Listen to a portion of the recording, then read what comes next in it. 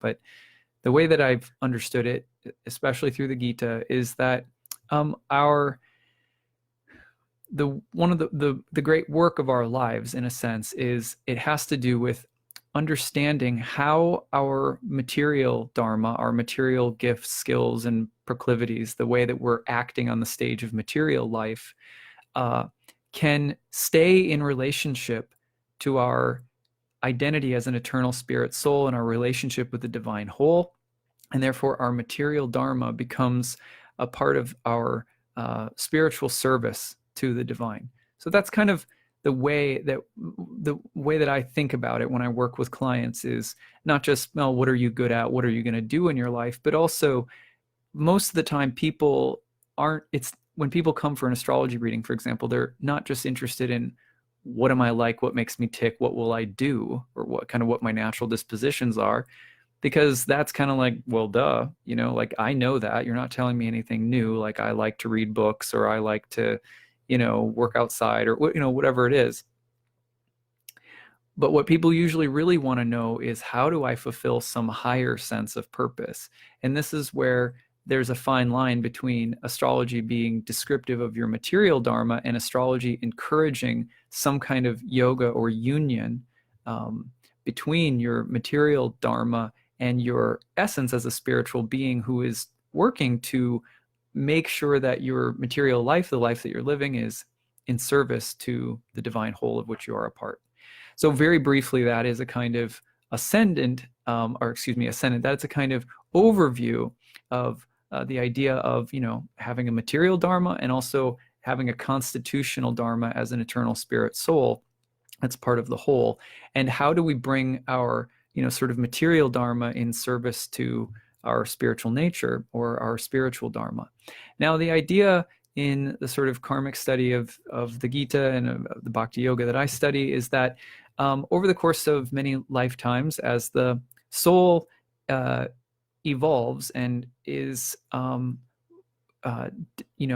and more, it is choosing to be identified with its eternal dharma as a part of the whole, and that becomes more and more of its focus.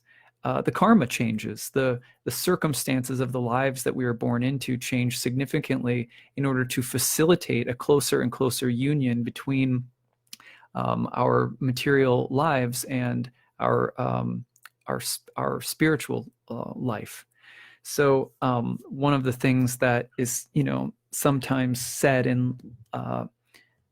in general, in the ayahuasca tradition that I've participated in the yoga tradition, and the Christian tradition I grew up in, different traditions say something very similar, which is that the more that you do your spiritual work, the more closely that your life over a long period of time will start to sort of sink in with your spiritual existence. So this is a very important point, because it does away with the false dichotomy between material existence and spiritual existence as well. For example, in the Bhagavad Gita, Arjuna, I've said this many times in many of my videos, but Arjuna is standing on the battlefield and he's a warrior. That's his material dharma, right? He's like, this is what his natural inclination is. But he's looking at this incredibly complicated situation and being like, you know what? Like, there doesn't seem to be a good solution for being here in the material world and like doing any of this. This all seems like nothing but yuck. And so his natural inclination in that moment is to be like, my spiritual position, however, tells me that all of this stuff is sort of illusory and pointless. And so maybe I should just check out of this battle and, go meditate in the cave. And Krishna is very clear that like, nope, that's not how it works. Because the only way out is through. That's basically the message as I understand it. The only way out is through. Because as long as getting out of here becomes a goal, a fixation, a desire, it creates another dichotomy. It creates another polarization. And that polarization perpetuates the cycle of being overly identified with the dualities of the material world, one of which can easily become the duality between hating the world and loving the spiritual world. It's another dichotomy. So it's very tricky the way that those dichotomies can slip back in.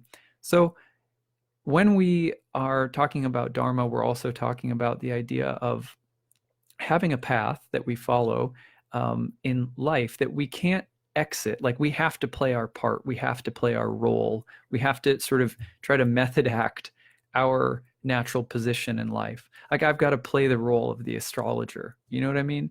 I've got to play the role of you know, someone who works in the business world, or whatever the case might be. I've got to play the part of mother, or I've got to play the part of grandfather, or whatever. So we all have to play our role and learn to find that connection to the divine whole of which we are a part within it. And that's a big part of the Gita. So the path out is the path through. Now, why is all of